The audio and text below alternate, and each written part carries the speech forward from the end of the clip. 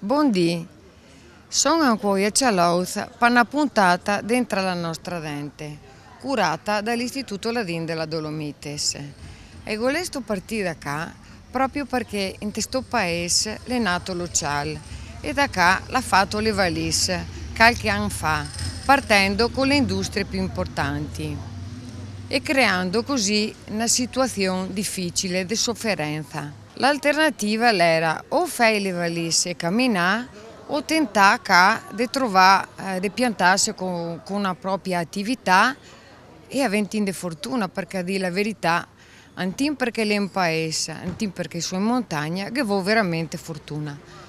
Adesso magari si farò un giro e andrò a conoscere un po' delle persone che hanno questo coraggio.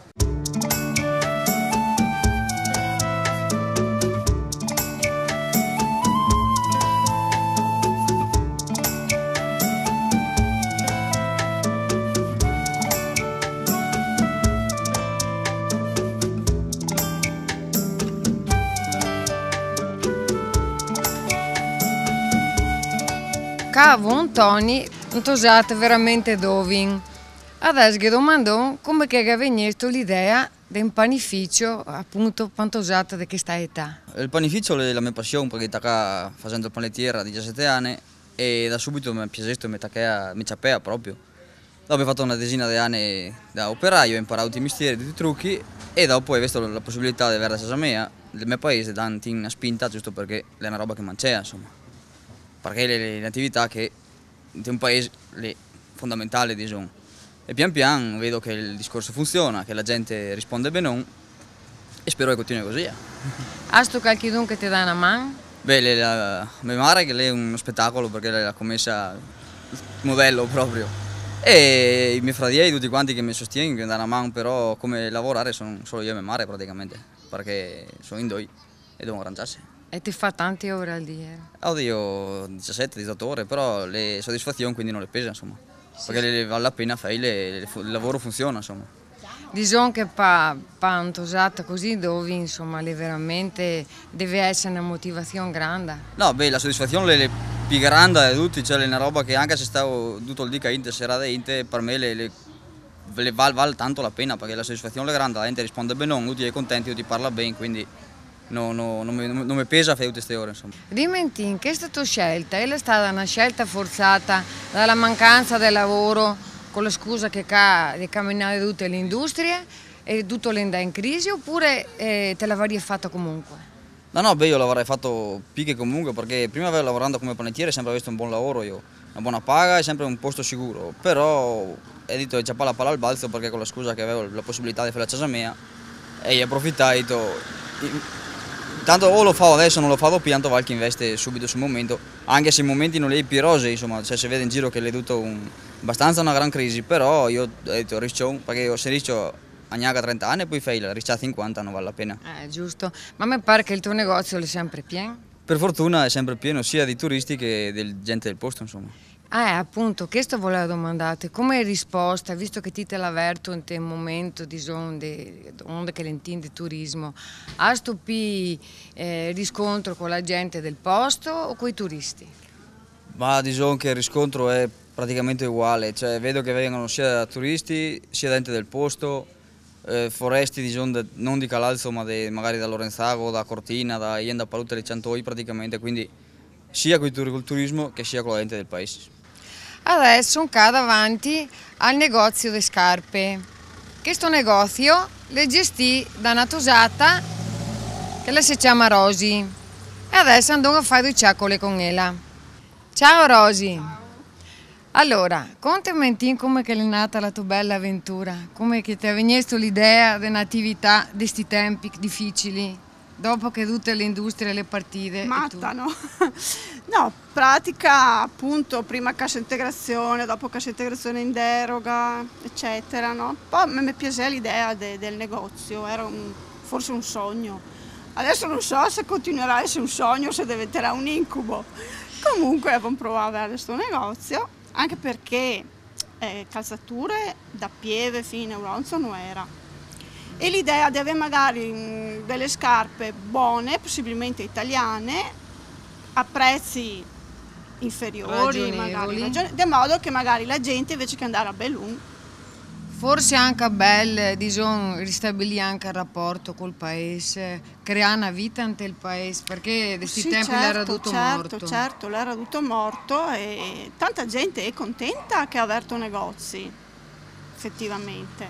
Dopo il riscontro non è che sia il massimo, bisogna avere tanta pazienza. Penso che sia importante lavorare con la gente di qua, che te la qua tutto l'anno. Anche perché i turisti abituati a casa sua vedi tutto di più, cioè centri commerciali dove chi trova di tutto, perciò magari il negozietto non è che ti offre, cioè per motivi sia di spazio che economici, non è che un po' comprare il mondo. Ma dimmi una roba, ma per avere questa attività, hai visto degli aiuti? No, fisici, aiuti economici, voi di te veniste incontro o ti sono fatti aiuti tutte con le tue economici assolutamente no. I risparmi di una vita di lavoro. Addirittura. Sì. Dunque è da sperare che... È da sperare che vada bene, se no è dura. Cavo un alpare del macellaio che l'ha aperto la macelleria alle nostre spalle. E adesso vi domando un attimo come che è nata sta bella avventura, sta idea di avere una macelleria proprio a Cialauz. Ecco, noi si aveva macelleria a San Vido, avevamo fatto 31 anni a San Vido e prima erone a Calalzo dal 1966 al 1973.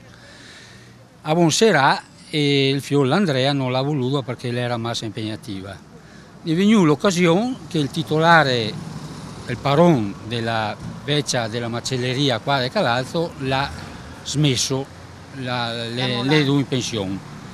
Allora l'ha colto l'occasione, perciò c'è questa macelleria che l'era piglia una dimensione giusta.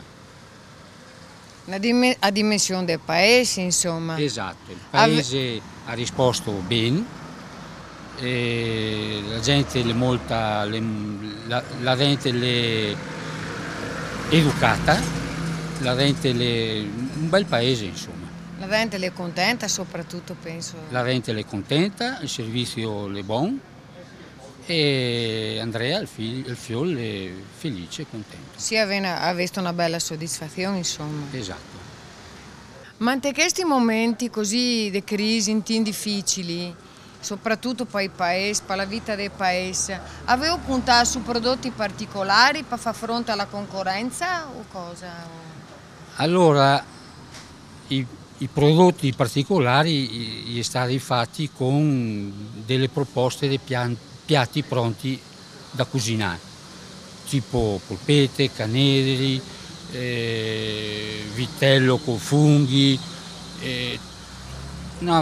più o meno 8, 10, 15 piatti pronti da cuocere. Diciamo che vuole dare una mano a dare una mano a questa vita frenetica, insomma, per agevolare la vita quotidiana, così si fa un tempo impressa, oppure per portare sapori diversi. Sapori diversi e soprattutto perché è una tendenza adesso ancora di fare una macelleria diversa da una volta, non si vende solo carne, si vende, come abbiamo detto prima, piatti pronti a cuocere. Se si inventa qualcosa di nuovo, si mantiene quelli che va di più e ogni tanto si fa qualcosa di nuovo. Vi avevo presentato solo una parte delle botteghe che ha aperto a Cialauz nonostante la crisi di questi tempi. Si può solo fare un cenno alla guida alpina che è sempre entusiasta dove si ha cimentà, a una bottega per pupi, a un erborista che ha aperto un laboratorio di erbe e che ora al campo per la coltivazione delle erbe. E con questa bella prospettiva vi saluto e vi do appuntamento a un'altra puntata dentro la nostra dente.